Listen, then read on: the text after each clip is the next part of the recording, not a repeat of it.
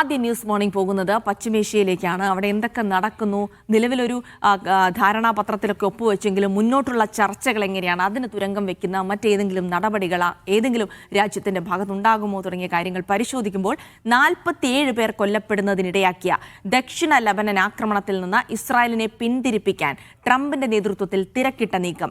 ഇസ്രായേലും ഹിസ്ബുള്ളയും വെടിനിർത്തൽ പുതുക്കാൻ സമ്മതിച്ചതായി അമേരിക്ക അറിയിക്കുന്നുണ്ട്. ലബനനിലെ ഇസ്രായേൽ ആക്രമണങ്ങൾ തുടർന്നാൽ സമാധാന കരാർ തകരുമെന്ന ഇറാന്റെ മുന്നറിയിപ്പ്. ലബനനെ ചുട്ടരിക്കണമെന്ന തീവ്ര വലതുപക്ഷ മന്ത്രിമാരായ ബെൻ ഗവിറും സ്മോട്രിക്കും.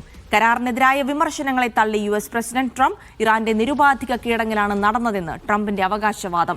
ഇന്നലെ സ്വിറ്റ്സർലൻഡിൽ നടക്കാനിരുന്ന അമേരിക്ക ഇറാൻ യോഗം മാറ്റിവെച്ചെങ്കിലും ഉടൻ ചേരുമെന്നാണ് അമേരിക്ക അറിയിക്കുന്നത്. അന്തിമ കരാറുമായി ബന്ധപ്പെട്ട ചർച്ചകൾ ധാരണാപത്രത്തിലെ ചില വ്യവസ്ഥകൾ നടപ്പിലാക്കുന്നതിനെ ആശ്രയിച്ചിരിക്കുമെന്ന് ഇറാന്റെ മുന്നറിയിപ്പ്.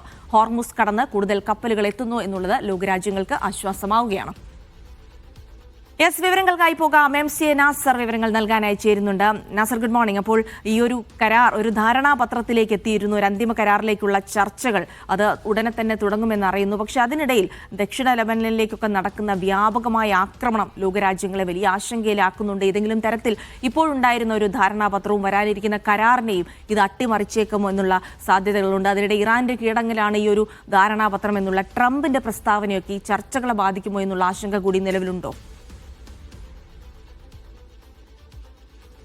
Jilsy, good morning. എന്തായാലും നേരത്തെയൊക്കെ ആശങ്കപ്പെട്ടതുപോലെ തന്നെയാണ് സംഭവിച്ചുകൊണ്ടിരിക്കുന്നത്. കാരണം ഈ കരാറിൽ തങ്ങൾ കക്ഷിയല്ല, അതുകൊണ്ട് തങ്ങളുടേതായിട്ടുള്ള നിലക്ക് തങ്ങളുടെ സുരക്ഷ ഉറപ്പുവരുത്താൻ ഏതറ്റം വരെയും പോകുമെന്നുള്ള നെതന്യാഹുവിന്റെ ആ പ്രഖ്യാപനം, അതിന്റെ പ്രയോഗവൽക്കരണമാണ് കഴിഞ്ഞ 3 ദിവസങ്ങളിലായി നമ്മൾ ദക്ഷിണ ലബനാനിൽ കണ്ടുകൊണ്ടിരിക്കുന്നത്.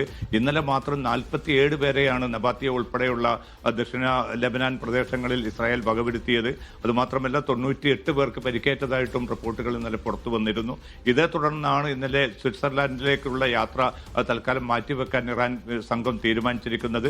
ഔദ്യോഗികമായി തന്നെ ഇക്കാര്യം മധ്യസ്ഥ രാജ്യങ്ങളെ ഇറാൻ വിദേശകാര്യമന്ത്രി അബ്ബാസ് അറാഖ്ചി അറിയിക്കുകയും ചെയ്തു. ഇപ്പോൾ ഈ സമാധാന കരാർ മുന്നോട്ട് പോകണമെങ്കിൽ ഈ 2 മാസത്തിനുള്ളിൽ ചർച്ചകൾ അതിന്റെ പൂർണ്ണതയിൽ എത്തണമെങ്കിൽ അമേരിക്കയും അമേരിക്കൻ പ്രസിഡന്റ് ട്രംപും തന്നെയാണ് തീരുമാനം കൈക്കൊള്ളേണ്ടത്. അവരുടെ തീരുമാനം അനുസരിച്ച് മാത്രമായിരിക്കും ഇനി തങ്ങൾ മുന്നോട്ട് പോവുകയെന്ന വളരെ ശക്തമായിട്ടുള്ള ഒരു മുന്നറിയിപ്പാണ് അല്പം മുമ്പ് ഇറാൻ വിദേശകാര്യമന്ത്രി അബ്ബാസ് അറാഖ്ചി അമേരിക്കയ്ക്ക് നൽകിയിരിക്കുന്നത്.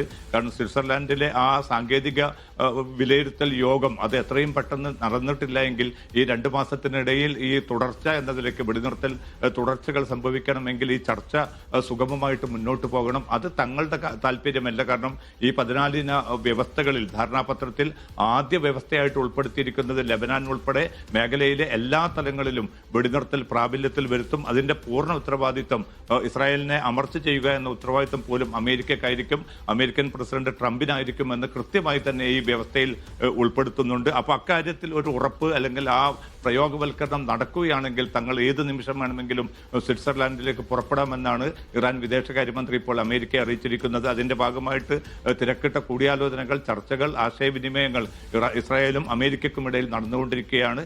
ഏതാണ്ട് ഒരു വെടിനിർത്തലിലേക്ക് ഹിസ്ബുള്ളയും അതോടൊപ്പം തന്നെ ഇസ്രായേലും എത്തിയതായിട്ടാണ് US ഉദ്യോഗസ്ഥർ ഉദ്ധരിച്ചുകൊണ്ട് അമേരിക്കൻ മാധ്യമങ്ങൾ റിപ്പോർട്ട് ചെയ്യുന്നത്. പക്ഷേ ഇസ്രായേലിന്റെ ഭാഗത്തു നിന്നോ ഹിസ്ബുള്ളയുടെ ഭാഗത്തു നിന്നോ ഔദ്യോഗികമായിട്ടുള്ള ഒരു സ്ഥിരീകരണം ഉണ്ടായിട്ടില്ല. എന്തായാലും ഈ മേഖലയിൽ പൂർണ്ണമായിട്ടുള്ള ഒരു വെടിനിർത്തൽ പ്രാബല്യത്തിൽ വരും വരെ അമേരിക്കയുമായുള്ള തുടർ ചർച്ചകളിൽ തൽക്കാലം നിർത്തിവെക്കാനുള്ള ആ തീർപ്പിൽ തന്നെയാണ് ഇപ്പോൾ ഇറാൻ എത്തി നിൽക്കുന്നത്. അതോടൊപ്പം തന്നെ അമേരിക്കയുടെ പശ്ചിമേഷ്യൻ ദൂതൻ സ്റ്റീവ് വിറ്റ്കോഫ് ഉടൻ തന്നെ സ്വിറ്റ്സർലൻഡിലേക്ക് പുറപ്പെടുമെന്ന റിപ്പോർട്ടുകൾ അമേരിക്കൻ മാധ്യമങ്ങൾ പുറത്തുവിടുന്നുണ്ട്. ഇനി അബ്ബാസ് അറാഖ്ചി വരുന്ന ഒരു സന്ദർഭത്തിൽ മാത്രമേ ആ ചർച്ചകൾക്ക് പ്രാഥമികമായിട്ടെങ്കിലും തുടക്കം കുറിക്കാൻ സാധിക്കുകയുള്ളൂ. കാരണം ഈ ഒരു കരാറിന്റെ പ്രയോഗവൽക്കരണം, ഈ 14 ഉടമ്പടികൾ, വ്യവസ്ഥകൾ പാലിക്കുക എന്നത് അമേരിക്കയുടെ ഉത്തരവാദിത്തമായിരിക്കും.